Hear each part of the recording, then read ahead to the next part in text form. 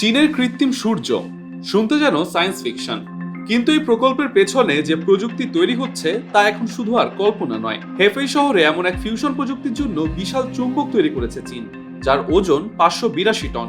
অর্থাৎ এই চুম্বকের ওজন একটি বড় যাত্রীবাহী বিমানের চেয়েও বেশি। সূর্যের আলো ও তাপ তৈরি হয় নিউক্লিয়ার ফিউশনের মাধ্যমে। সেখানে প্রচন্ড তাপ ও চাপের কারণে হাইড্রোজেনের মতো হালকা পরমাণুর নিউক্লিয়াস একত্রিত হয়ে ভারী নিউক্লিয়াস তৈরি করে, আর সেই প্রক্রিয়ায় বিপুল পরিমাণ শক্তি বেরিয়ে আসে।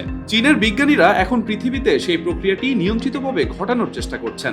চীনের এই প্রকল্পকে তাই অনেক সময় বলা হয় আর্টিফিশিয়াল সান বা কৃত্রিম সূর্য।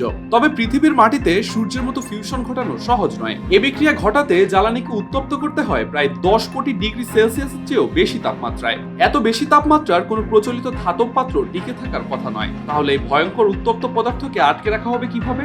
এখানেই প্রসঙ্গ আসে সেই 582 টনের চুম্বকের। চীনের হেফেই ইনস্টিটিউট অফ প্লাজমা ফিজিক্সের বিজ্ঞানীরা তৈরি করেছেন এই বিশাল ম্যাগনেট। এর দৈর্ঘ্য প্রায় 21 মিটার, প্রস্থ 12 মিটার এবং উচ্চতা 3.3 মিটার। চীনের দাবি এটি বর্তমানে ফিউশন রিঅ্যাক্টরের জন্য বিশ্বের সবচেয়ে বড় সুপার কন্ডাক্টিং ম্যাগনেট। 2026 সালে 27 জুন চীনা বিজ্ঞানীরা এই ম্যাগনেটের উন্নয়ন, গ্রহণযোগ্যতা যাচাই এবং পূর্ণ কার্যক্ষমতা পরীক্ষা সম্পন্ন করেন। 2026 সালে 27 জুন চীনা বিজ্ঞানীরা এই ম্যাগনেটের উন্নয়ন, গ্রহণযোগ্যতা যাচাই এবং পূর্ণ কর্মক্ষমতা পরীক্ষা করেন। ফিউশন রিঅ্যাক্টরে প্লাজমাকে কোনো দেয়াল দিয়ে আটকে রাখা যায় না, বরং শক্তিশালী চৌম্বক ক্ষেত্র তৈরি করে সেই প্লাজমাকে একটি নির্দিষ্ট পথে আটকে রাখতে হয়। অর্থাৎ এই বিশাল চুম্বকটি অনেকটা অদৃশ্য একটি খাঁচার মতো কাজ করবে। এর ভেতরে থাকবে কোটি কোটি ডিগ্রি তাপমাত্রার প্লাজমাম, আর বাইরে থাকবে যন্ত্রের কাঠামো।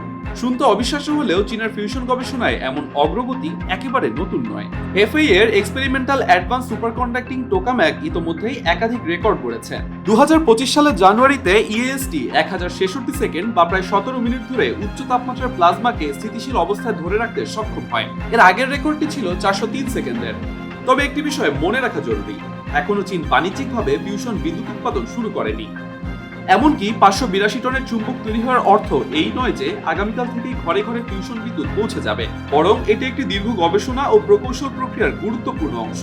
হেফেই এর নির্মাণাধীন এই যন্ত্রটি 2027 সালের শেষ নাগাদ সম্পন্ন করার লক্ষ্য রয়েছে।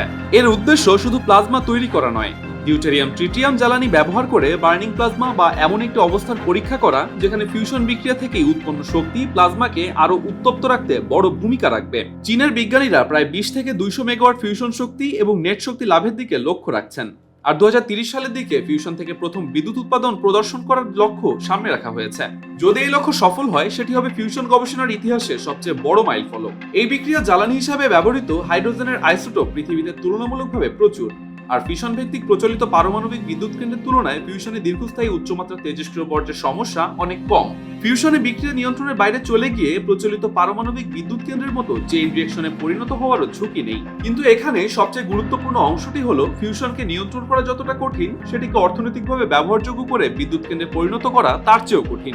10 কোটি ডিগ্রির বেশি তাপমাত্রা তৈরি এক বিষয়, আর সেই প্লাজমাকে দীর্ঘ সময় স্থিতিশীল রাখা আর এক বিষয়। তারপর সেই শক্তি ব্যবহার করে নির্ভরযোগ্যভাবে বিদ্যুৎ উৎপাদন, যন্ত্রপাতিকে নিউট্রন বিকিরণ থেকে সুরক্ষা দেওয়া, জ্বালানি ব্যবস্থাপনা এবং পুরো ব্যবস্থাকে অর্থনৈতিকভাবে টেকসই করা সবই এখনো বড় চ্যালেঞ্জ।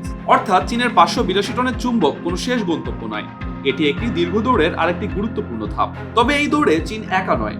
যুক্তরাষ্ট্র, ইউরোপ, জাপান সহ বিশ্বের বিভিন্ন দেশ ও আন্তর্জাতিক প্রতিষ্ঠানও ফিউশন প্রযুক্তির পেছনে বিনিয়োগ করছে। ফ্রান্সে নির্মাণাধীন আন্তর্জাতিক আইটিইআর প্রকল্প সেই বৈশ্বিক প্রচেষ্টার অন্যতম বড় উদাহরণ।